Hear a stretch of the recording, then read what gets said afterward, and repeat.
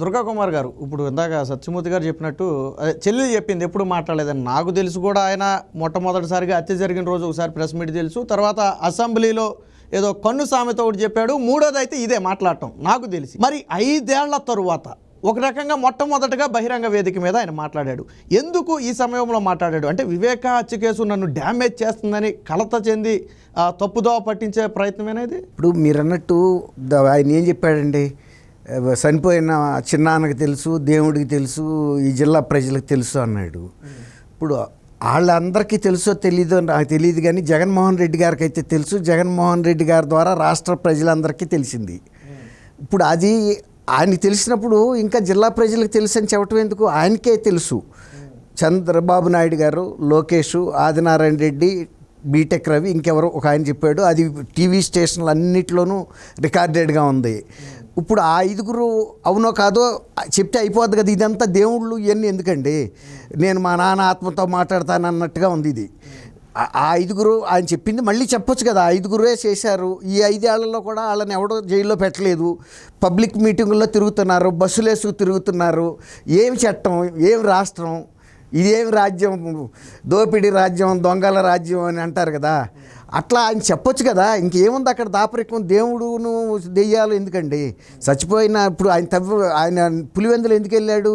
ఆ దృశ్యం సినిమాలో లాగా సమాధిని తవ్వటానికి వెళ్ళాడు, అంతే కదండి.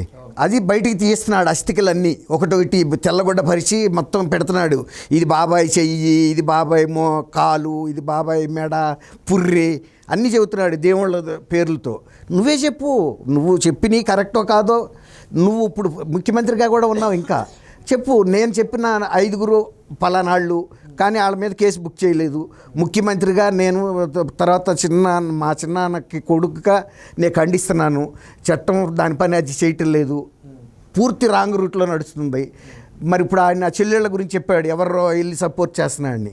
వాళ్ళు చెప్పిన నిందితులు ఆయన నోటితో చెప్పాడు. ఎవరన్నా తెలియని విషయాలు చెబుతారండి? వాళ్ళని ఇక్కడ కూర్చున్నాను మాట్లాడుతున్నాను, నాకు తెలిసిన విషయం చెబుతానా, నాకు తెలియని విషయం కూడా చెబుతానా? తెలిసిన విషయమే కదా. ఇప్పుడు ఆయన అన్ని పబ్లిక్గా చెప్పాడు. అప్పటికి జరిగి సత్యమూర్తి గారు చెప్పినట్టు ఆయన చనిపోయిన వార్త బయట ప్రపంచానికి తెలిసింది ఫస్ట్ టైము. భారత్ గారికి 3 నిమిషాల్లో జగన్మోహన్ రెడ్డి గారు కింద నుంచి పైకి మెట్లెక్కి వెళ్ళాడు, చెప్పేసింది. కిందకు వచ్చాడు మళ్ళీ 2 నిమిషాల్లో.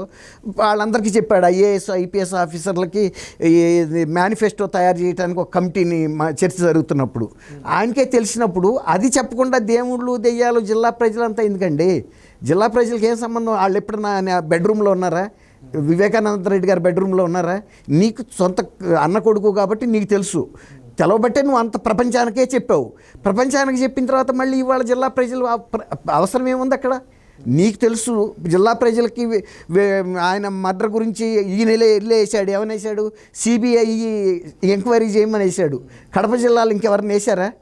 నీ సొంత చిన్ననాన్న కాబట్టి నువ్వు వేసావు, నువ్వు ఉపసంహరించుకున్నావు. అది ఉపసంహరించుకుంది ఎందుకని కూడా ఎవరో ప్రశ్నించరు, జిల్లా ప్రజలు ఎవడో ప్రశ్నించలా. అది మీ వ్యక్తిగతమైన విషయం. నువ్వు నీ వ్యక్తిగత నాలెడ్జ్తో నువ్వు చెప్పిన తర్వాత ఇవాళ మళ్ళీ దెయ్యాలు దేవుళ్ళు వీళ్ళందరికీ ఎందుకు తెలుసు? ఆత్మల సాక్షి ఎందుకు? నేను చెప్పిన 5గురే వాళ్ళే. ఎప్పుడైకైనా అదే. నా చిన్ననాన్న అంతకులు బస్సుల్లో తిరుగుతున్నారు, వాళ్ళ మాట మీరు వినొద్దని చెప్పు.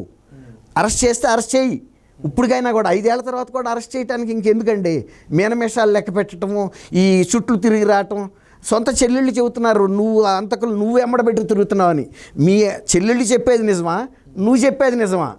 తెలాలి. ఇప్పుడు ఇంత ఎన్నికల ముందు ఈ ఎన్నికలను కూడా ఆయన శవాన్ని అడ్డం పెట్టుకుని నువ్వు గెలుపుకు ప్రయత్నిస్తున్నావా? లేకపోతే సునీత ఏమైనా ముఖ్యమంత్రి అవ్వడానికి ప్రయత్నిస్తున్నా తండ్రి అచ్చిని అడ్డం పెట్టుకుని? ఇవన్నీ దాచేసి ఏదేదో చెప్తున్నాడు. బీటింగ్ రౌండ్ ద బుష్ అంటారు.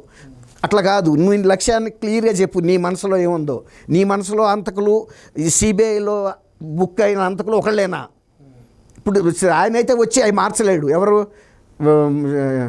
చనిపోయిన వ్యక్తి బాబాయ్ చిన్నాన్న రాలేడు. చిన్నాన్న తరపు నువ్వే ప్రతినిధివి. ఆ కుటుంబంలో మగపిల్లాడివి నువ్వు ముఖ్యమంత్రిగా కూడా ఉండవు నీ అదృష్టం కొద్దీ. చిన్నాన్న ఆత్మకి శాంతి చేకూర్చు. నువ్వు తప్పించుకున్నట్టు తిరుగుతున్నావు. ఏందో ఆత్మలు అంటున్నావు, ఘోషలు అంటున్నావు, ప్రజలు అంటున్నావు. ప్రజలు ఎవడో సిబిఐకి వెళ్ళలేదు, నువ్వు వెళ్ళావు, తప్పులేదు. ఎందుకు ప్రశంసించుకున్నావు చెప్పలేదు. అసలు అంతకుల మీద బుక్ అయిందా లేదా నువ్వు చెప్పట్లేదు. నువ్వు హంతకులు సపోర్ట్ చేస్తున్నావా, నీ చెల్లెళ్ళు సపోర్ట్ చేస్తున్నారా?